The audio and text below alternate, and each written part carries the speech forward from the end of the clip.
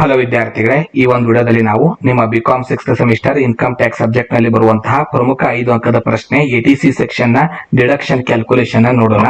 Format ಹೇಗಿರುತ್ತೆ, ಯಾವ ರೀತಿ ಆನ್ಸರ್ ಬರಬೇಕು, ಒಂದು ಎಕ್ಸಾಂಪಲ್ ಮೂಲಕ ತಿಳ್ಕೊಳ್ಳೋಣ. From the following information submitted by Naveen compute the amount of deduction allowable under section eighty C. So question ಅಲ್ಲಿ ABCDEF 6 ಅಡ್ಜಸ್ಟ್ಮೆಂಟ್ ಕೊಟ್ಟಿದ್ದಾರೆ. ಸೊ 6 ಅಡ್ಜಸ್ಟ್ಮೆಂಟ್ ಅಲ್ಲಿ ಯಾವ್ದು ತಗೋಬೇಕು ಯಾವ್ದು ತಗೋಬಾರ್ದು ಅಂತ ನೋಡ್ತಾ ಹೋಗೋಣ. ಮೊದಲೇದು ನ್ಯಾಷನಲ್ ಸೇವಿಂಗ್ ಸರ್ಟಿಫಿಕೇಟ್ ಅಂತ ಇದೆ. ಸೊ NSC ಅಲ್ಲಿ ನ್ಯಾಷನಲ್ ಸೇವಿಂಗ್ ಸರ್ಟಿಫಿಕೇಟ್ ನಲ್ಲಿ 8th ಇಶ್ಯೂ 8 ಅಂತ ಬ್ರಾಕೆಟ್ ನಲ್ಲಿ ಇದೆ ರೋಮನ್ ಅಂಕೆಯಲ್ಲಿ. ಸೊ ಅದನ್ನ ಹೊರತುಪಡಿಸಿ ಯಾವುದೇ ತಗೋಬಾರ್ದು, ಓನ್ಲಿ 8th ಇಶ್ಯೂ ಅಷ್ಟೇ ಕ್ಯಾಲ್ಕುಲೇಷನ್ ಅಲೋ ಇದೆ. ನೆಕ್ಸ್ಟ್ LIC ಪ್ರೀಮಿಯಂ ಇದೆ. ಸೊ LIC ಪ್ರೀಮಿಯಂ ಯಾವಾಗ ತಗೋಬೇಕಂದ್ರೆ 5 ಶಬ್ದ ನೆನ್ಪಿಟ್ಕೋರಿ. ಓನ್ ಲೈಫ್ ಅಂತ ಬಂದ್ರೆ, ಓನ್ ಲೈಫ್ ಅಂತ ಬಂದ್ರೆ, ವೈಫ್ ಅಂತ ಬಂದ್ರೆ, ಸ್ಪೌಸ್ ಅಂತ ಬಂದ್ರೆ, ಸನ್, ಡಾಟರ್, ಈ 5 ಶಬ್ದ ಬಿಟ್ಟು ಓನ್ ಲೈಫ್, ವೈಫ್, ಸ್ಪೌಸ್, ಸನ್, ಡಾಟರ್ ಈ 5 ಶಬ್ದ ಬಿಟ್ಟು ಬೇರೆ ಯಾರ ಮೇಲೂ ಬಂದ್ರು ಕೂಡ ನೀವು ತಗೋಬಾರ್ದು. ಸೊ ಇಲ್ಲಿ LIC ಪ್ರೀಮಿಯಂ ಡಾಟರ್ ಇದೆ ತಗೋತೀವಿ, ಮದರ್ ಇದೆ ತಗೊಳಲ್ಲ. Mother, father, son in law, daughter in law ಬಂದ್ರೆ ತಗೋಬಾರ್ದು. ಸೊ ಮದರ್ ಇರೋದ್ರಿಂದ ನಾವು ಇದನ್ನ ತಗೋತೀವಿ. NSC ಮತ್ತೆ ಇಂಟ್ರೆಸ್ಟ್ ಇದೆ 8th ಇಶ್ಯೂ ತಗೋತೀವಿ. Repayment of housing loan, so loan ಬಂದ್ರೆ ತಗೋತೀವಿ. ಸೊ ಇಷ್ಟು ಬಿಟ್ಟು ಯಾವುದೇ ಎಕ್ಸ್ಟ್ರಾ ಅಡ್ಜಸ್ಟ್ಮೆಂಟ್ ಬಂದ್ರು ಕೂಡ ತಗೊಳ್ಳಲ್ಲ. ಸೊ ಇದನ್ನ ಕ್ಯಾಲ್ಕುಲೇಷನ್ ಮಾಡುವಾಗ ಒಂದ್ ವೇಳೆ ಪಾಲಿಸಿ ಅಮೌಂಟ್ ಕೊಟ್ಟಿದ್ರೆ ಅದಕ್ಕೆ ಕ್ಯಾಲ್ಕುಲೇಷನ್ ಇರುತ್ತೆ, ಪಾಲಿಸಿ ಅಮೌಂಟ್ ಇಲ್ಲ ಅಂದ್ರೆ ಡೈರೆಕ್ಟ್ ಆಗಿ ಎಂಟ್ರಿ ಮಾಡೋದಿರುತ್ತೆ.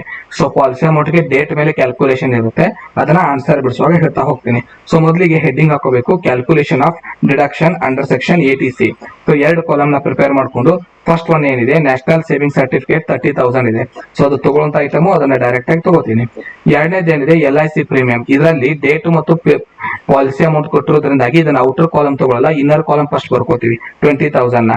ಸೊ ಆ 20,000 ನ ಬರ್ಕೊಂಡು ಇಲ್ಲಿ ಏನಿದೆ 1,50,000 ಸಮ್ ಅಮೌಂಟ್ ಇದೆ. ಡೇಟ್ ಏನಿದೆ 31st ಮಾರ್ಚ್ 2012 ಆದ್ಮೇಲೆ ಕೊಟ್ಟಿದ್ದಾರೆ. ಸೊ 31st ಮಾರ್ಚ್ 2012 ಆದ್ಮೇಲೆ ಡೇಟ್ ಕೊಟ್ರೆ 10%, ಅದ್ರ ಬಿಫೋರ್ ಡೇಟ್ ಕೊಟ್ರೆ 20%. ಸೊ ಇಲ್ಲಿರೋದು ಆಫ್ಟರ್ ಇರೋದ್ರಿಂದ ಡೇಟು 20%, ಸಾರಿ ಆಫ್ಟರ್ ಇದ್ರೆ 10%, ಬಿಫೋರ್ ಇದ್ರೆ 20%, ಆಫ್ಟರ್ ಇರೋದ್ರಿಂದ 10% ಕ್ಯಾಲ್ಕುಲೇಷನ್ ಮಾಡ್ತೀನಿ ಪಾಲಿಸಿ ಅಮೌಂಟ್ ಮೇಲೆ.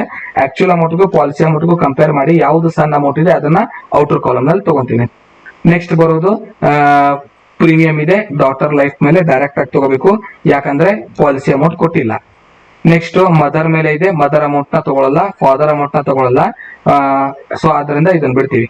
ಅಕ್ರೂಡ್ ಇಂಟ್ರೆಸ್ಟ್ ಇದೆ, ಸೊ 15,000 ಇಂಟ್ರೆಸ್ಟ್ ಅಮೌಂಟ್ ತಗೋತೀವಿ. 8th ಇಶ್ಯೂ ಇರೋದ್ರಿಂದ ತಗೋತಾ ಇದೀವಿ. NSC 8th ಇಶ್ಯೂ ಬಿಟ್ಟು ಬೇರೆ ಯಾವ್ದು ಬಂದ್ರು ತಗೋಬಾರ್ದು, ಇಂಟ್ರೆಸ್ಟ್ ನು ತಗೋಬಾರ್ದು. ರೀಪೇಮೆಂಟ್ ಆಫ್ ಹೌಸಿಂಗ್ ಲೋನ್ ಇದೆ 25,000, ಅದನ್ನ ತಗೊಂತೀವಿ, ಟೋಟಲ್ ಮಾಡ್ಕೊಂತೀವಿ. ಸೊ ರೂಲ್ಸ್ ಏನಂದ್ರೆ 1,50,000 ಮ್ಯಾಕ್ಸಿಮಮ್ ಲಿಮಿಟ್ ನಾವು ಕಂಡು ಹಿಡಿದ್ರು ಆನ್ಸರ್. ಇವು ಎರಡು ನಡುವಿರುವಂತ ಕಡಿಮೆ ಅಮೌಂಟ್ ನ, ಸಣ್ಣ ಅಮೌಂಟ್ ನ ನಾವು ಆನ್ಸರ್ ಆಗಿ ತಗೋತೀವಿ. 95,000 ಸಣ್ಣ ಅಮೌಂಟ್ ಇರೋದ್ರಿಂದಾಗಿ ಸಣ್ಣ ಅಮೌಂಟ್ ನಾವು ತಗೋತಾ ಇದೀವಿ. ಸೊ ಮುಂದಿನ ವಿಡಿಯೋದಲ್ಲಿ ಇಬ್ಬರು ವ್ಯಕ್ತಿಗಳು ಕೊಟ್ಟಾಗ ಯಾವ ರೀತಿ ಬಿಡಿಸ್ಬೇಕು ಅನ್ನೋದನ್ನ ನೋಡೋಣ. ಧನ್ಯವಾದಗಳು.